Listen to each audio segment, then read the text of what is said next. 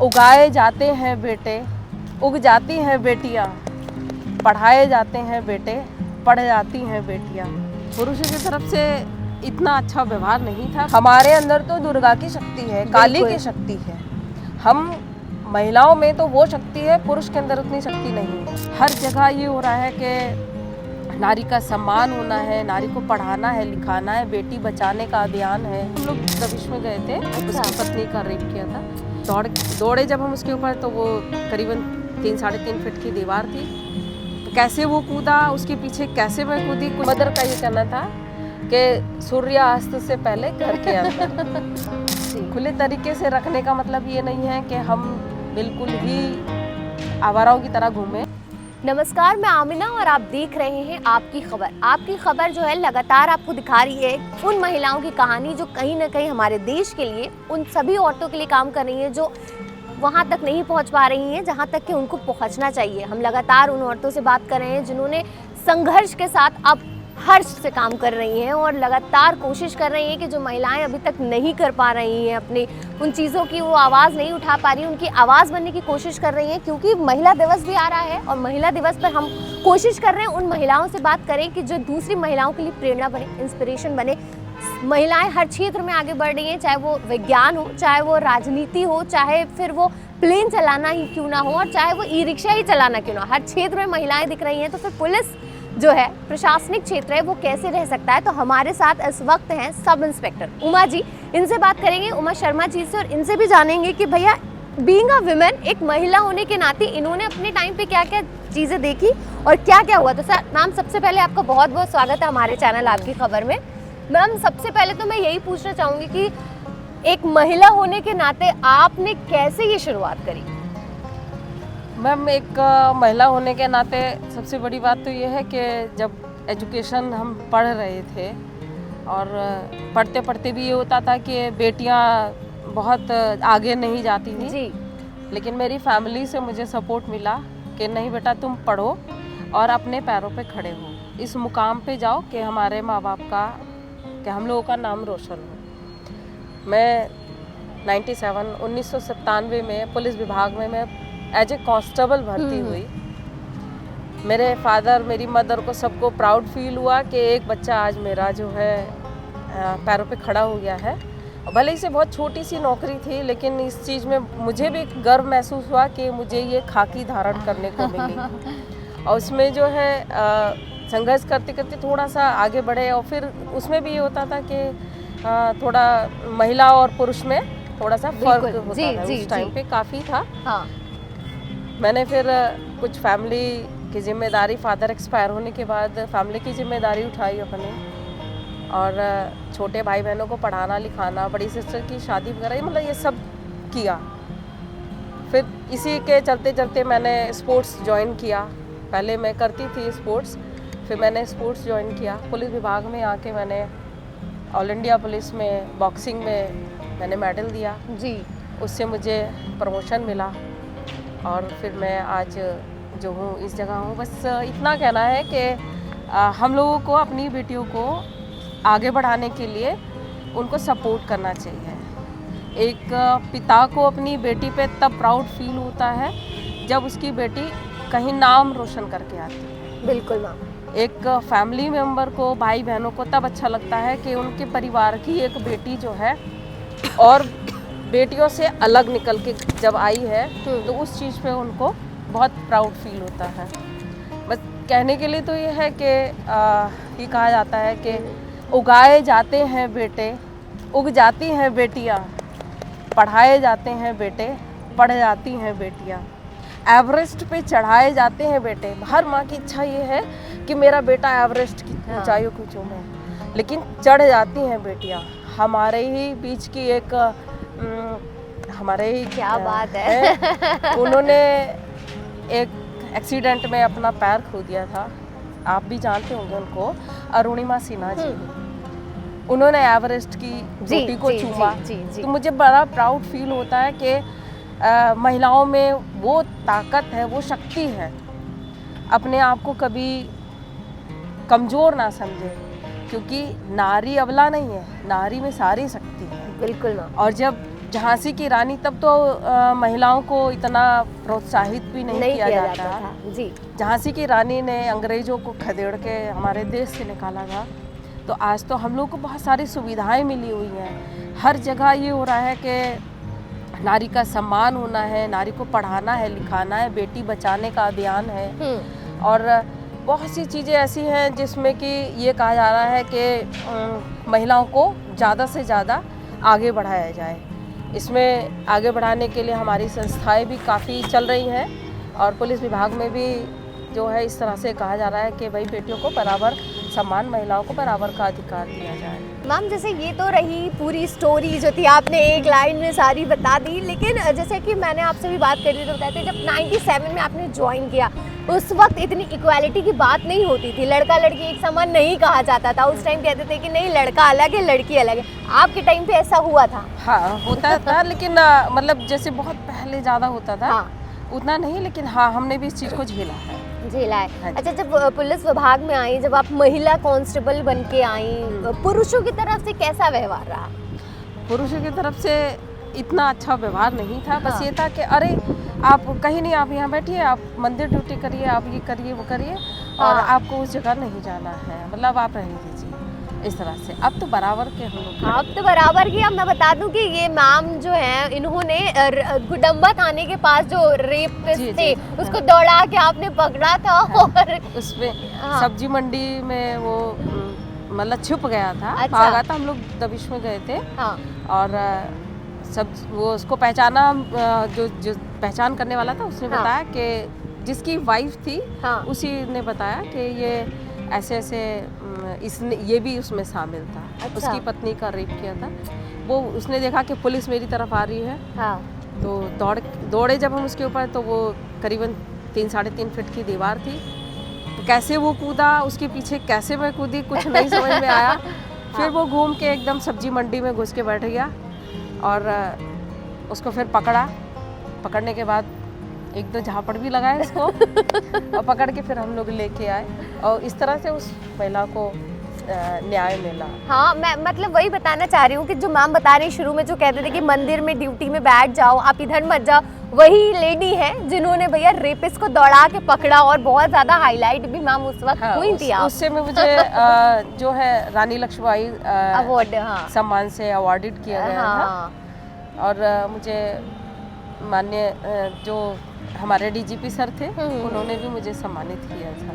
अच्छा मैम, जैसे आपने बताया स्पोर्ट, क्योंकि मैंने पढ़ा था तो पता चला कि जो आपकी बॉक्सिंग थी उसमें भी आपने मेडल दिया, यूपी पुलिस को दिया, लेकिन उससे पहले क्या कभी खेलती दिख रही, ये सब थी उसमें? नहीं थी कभी बॉक्सिंग? तो मैंने नहीं किया था, लेकिन स्पोर्ट्स किया था जूनियर में किया था। वो स्कूल कॉलेज से जो होता था। मेरा स्पोर्ट्स में इंटरेस्ट था और मेरे फादर भी बहुत खुश होते थे इस चीज़ को लेके कि मेरी बेटी कुछ करे, अलग से करे, क्योंकि हम जिस हिसाब से 5 बहनें एक भाई है, मेरी और दीदी या बहन कोई ऐसी स्पोर्ट्स में नहीं थी। लेकिन जब मैं स्पोर्ट्स में निकली तो मेरे फादर को बहुत प्राउड फील हो, बहुत अच्छा लगा उन्हें। लेकिन पुलिस विभाग में आके बॉक्सिंग मैंने ज्वाइन करी और उसमें नेशनल और ऑल इंडिया पुलिस में मैंने मेडल दिया।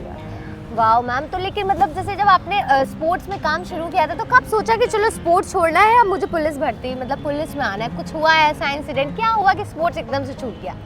नहीं, उस टाइम तो नहीं छूटा था मेरा। मैं 12th क्लास करके रिजल्ट निकला, बीए फर्स्ट ईयर में मेरा एडमिशन हुआ।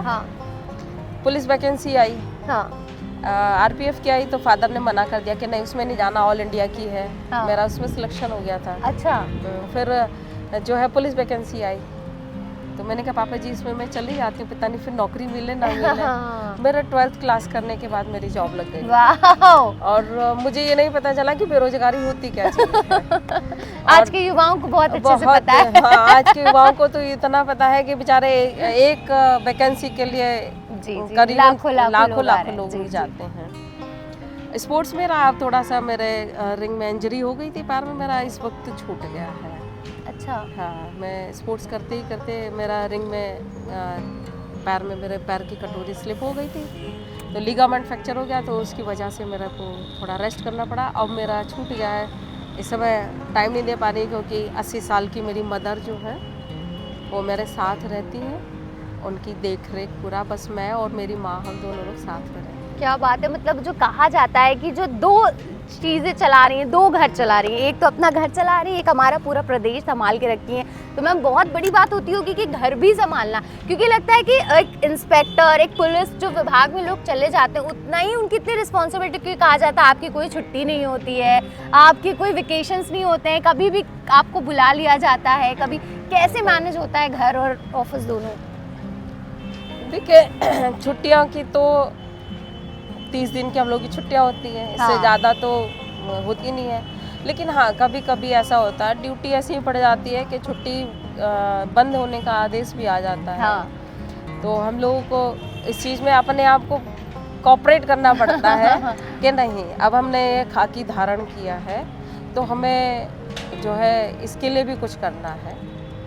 तो छुट्टी फिर हमें छोड़ना पड़ता है, मन मारना पड़ता है अपने फैमिली मेम्बर्स के किसी भी फंक्शन में में, अटेंड हाँ। होने के लिए होता है, लेकिन इतना नहीं होता। लेकिन फिर भी इस चीज़ के लिए, छुट्टी के लिए थोड़ा दिक्कत हो जाती है जब छुट्टियां बंद होती हैं। अच्छा मैम, अब कहते हैं कि जो है महिलाएं सुरक्षित हैं, महिलाओं के लिए बहुत सरकार भी काम कर रही है, आप लोग भी नारी शक्ति मिशन करके काम कर रहे हैं, उससे कुछ फ़र्क पड़ा है?